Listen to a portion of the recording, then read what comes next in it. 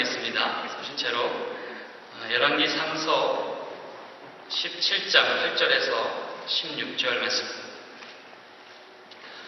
여호와의 말씀이 엘리야에게 임하여 가라사대 너는 일어나 시돈에 속한 사르밧으로 가서 거기 구하라. 내가 그곳 과부에게 명하여 너를 공개하게 하였느니라. 저가 일어나 사르밧으로 가서 성문에 이를 때에 한 가부가 그곳에서 나뭇가지를 줍는지라. 이에 불러 가로되 청컨대 그릇에 물을 조금 가져다가 나로 마시게 하라. 저가 가지러 갈 때에 엘리야가 저를 불러 가로되 청컨대 내 손에 떡 한 조각을 내게로 가져오라. 저가 가로되 당신의 하나님 여호와의 사심을 가리켜 맹세하노니 나는 떡이 없고 다만 통에 가루 한 움큼과 병에 기름 조금뿐이라. 내가 나뭇가지를 두엇을 주었다가 나와 내 아들을 위하여 음식을 만들어 먹고 그 후에는 죽으리라. 엘리야가 저에게 이르되 두려워 말고 가서 네 말대로 하려니와 먼저 그것으로 나를 위하여 작은 떡 하나를 만들어 내게로 가져오고 그 후에 너와 네 아들을 위하여 만들라. 이스라엘 하나님 여호와의 말씀이 나 여호와가 비를 지면에 내리는 날까지 그 통의 가루는 다하지 아니하고 그 병의 기름은 없어지지 아니하리라 하셨느니라. 저가 가서 엘리야의 말대로 하였더니 저와 엘리야와 식구가 여러 날 먹었으나 여호와께서 엘리야로 하신 말씀같이 통의 가루가 다하지 아니하고 병의 기름이 없어지지 아니하니라. 아멘. 우리 옆사람 한 번 더 인사하겠습니다. 하나님의 축복이 함께 하시기 원합니다. 하나님의 기적을 체험하시기 원합니다. 네, 자리에 앉으시겠습니다. 참 좋으신 아버지 하나님, 말씀을 듣는 시간이 오매 들을 길을 열어주옵소서. 우리 마음밭을 열어주시고 말씀에 화답하게 하여 주셔서 생명의 열매 맺을 수 있는 저희 모두 될 수 있도록 인도하여 주옵소서. 감사함이 거룩하신 예수님 이름으로 간절히 기도하옵나이다. 아멘. 할렐루야. 최근에 들어서 몇몇 심상치 않은 소식을 듣습니다. 환율이 지금 1,400원대, 1,500원대를 오르락내리락 하고 있습니다. 흔하던 일자리도 우리 청년들이 찾기에 굉장히 힘들어 보입니다. 유학생들이 많이 힘들 거예요, 그죠? 환율이 오를수록 가정에서 고쳐주는 돈들의 액수가 점점 줄어들 거예요. 또 우리가 일자리를 찾는 것이 전에는 얼마든지 마음만 먹으면 할 수 있는 일들이 점점 줄어들고 때로 내가 원치 않은 일들을 찾아 나서야 할 때가 있습니다. 여러분, 사람이 언제 절박한 줄 아십니까? 그것은 내게 남아있는 것이 얼마 없을 때입니다. 반면 내가 가장 용기 있을 때는 언제인지 아십니까? 그것은 남아있는 것이 오직 하나일 때입니다. 재기에 성공하는 사람들을 보면 대개 특징이 그 남은 것 하나를 가지고 또 그것에 임한 하나님의 은총과 깨달음을 가지고 다시금 일어설 때 가능한 것입니다. 여러분에게 동일하게 묻습니다. 여러분 현재 남아있는 것이 무엇입니까? 얼마 남지 않은 밸런스입니까? 아니면 자동차 한 대 달랑 남았습니까? 그도 아니면 한 달 살아갈 수 있는 렌트비가 고작입니까? 이것이 다 하면 끝장이라는 생각, 그것이 우리를 두렵게 합니다. 그런데 아이러니하게도 가장 겁이 없을 때가 또한 언제인지 아십니까? 그것은 남은 것이 하나도 없을 때입니다. 더 이상 잃을 게 없을 때가 가장 용기 있는 시점입니다. 남은 것이 하나도 없을 때 우리가 발견할 수 있는 것이 있습니다. 그것은 바로 오직 하나님뿐이다라고 하는 사실입니다. 우리가 기억해야 할 것은 냉혹한 자리가 아니라 그곳에서 우리가 함께 하실 하나님이십니다. 우리는 그곳에서 하나님의 음성을 들어야 합니다. 여기 하나님의 음성에 귀 기울이지 않은 한 선지자가 있습니다.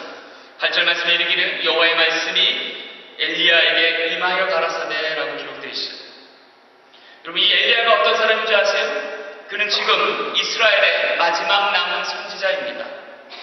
그가 아합에게 와서 선전 보고를 합니다. 3년 6개월 동안 이 땅에 가뭄이 있을 것입니다.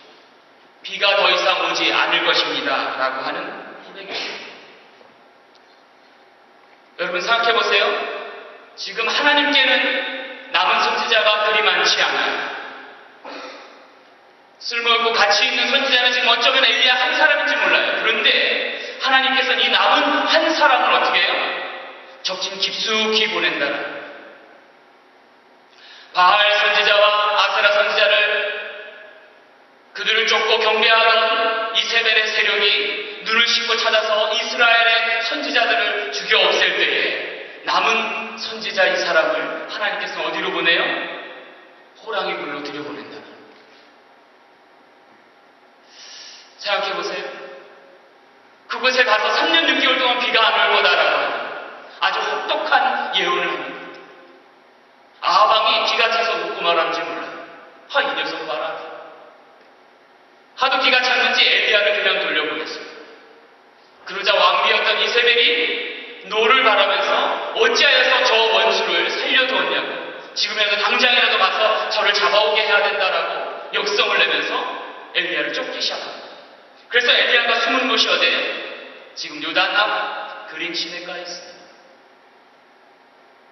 하나님께서는 아낄 줄 모르실까요? 이것이 소중한 것인지 모르실까요? 아니요. 아심에도 불구하고 하나님께서는 그 남은 것 하나를 온전히 하나님의 말씀에 선포해 두고 사용하셨다라고 하는 거예요. 여러분 생각해보세요. 이 하나님의 담력을 우리는 배워야 합니다. 우리에게 남아있는 것이 얼마인가가 중요한 것이 아니라 그것을 어떻게 우리가 드리고 사용할 수 있느냐라고 하는 것이 중요합니다.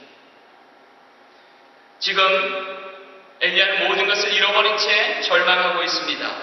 왜냐하면 그가 의롭게 살았는데 그에게 남은 것이 또한 없기 때문에 그렇습니다. 이럴 때 우리에게 드는 생각이 있어요. 하나님 살아계시지 않는 걸까? 하나님 이 땅에 계시지 않는 걸까라고 하는 고민입니다. 여러분, 그럼 우리가 기억해야 할 것이 있습니다. 그것은 하나님의 살아계신 여부가 아니라 하나님의 임재의 때가 언제인가라고 하는 것입니다. 하나님의 임재, 그것은 하나님의 역사하실 타이밍, 그 시점을 말하는 것입니다. 중요한 것은 내가 그때를 잃지 않고 놓치지 않는 것입니다. 놓지 않는 약속의 사람은 바로 하나님께 우리의 소망을 둘 뿐만 아니라 그분이 나의 공급자이심을 기억하는 것입니다. 하나님께서는 엘리야를 독특한 방법으로 먹이셨습니다. 오늘 6절 말씀에 이르기를 까마귀들이 아침에는 떡과 고기를 저녁에는 떡과 고기를 가져왔고 저가 시내를 마셨더니라고 기록되어 있습니다. 엘리야가 모든 것을 잃고 그린 시냇가에 숨어 있을 때 하나님께서 먹이신 방법은 독특하게도 까마귀라고 하는 짐승을 통해서 먹였다라고 합니다. 여러분 생각해 보세요. 내가 가진 것이 아무것도 없는데 어떤 사람에게 도움이 손길이 오는 것이 아니라 하나님께로부터 직접적인 손길을 경험하는 거예요. 여러분, 우리 삶에 중요한 것이 있어요. 내가 내 힘으로 서는 것이 아니라 하나님의 공급하시는 힘으로 서는 것을 느낄 때가 어쩌면 우리에게 가장 필요한 때라고 하는 사실입니다.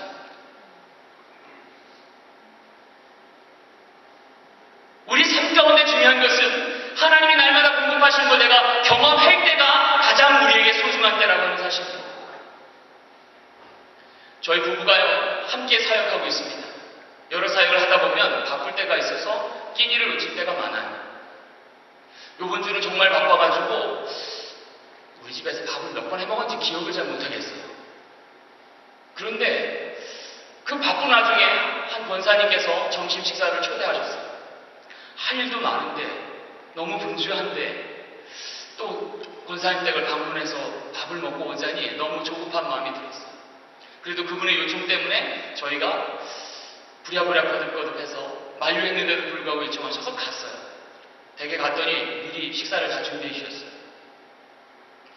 제가 가장 좋아하는 만둣국을 준비하셨어요. 제가 만두를 얼마나 좋아하냐면 소쿠리채 있으면 하루 종일 다 먹어요.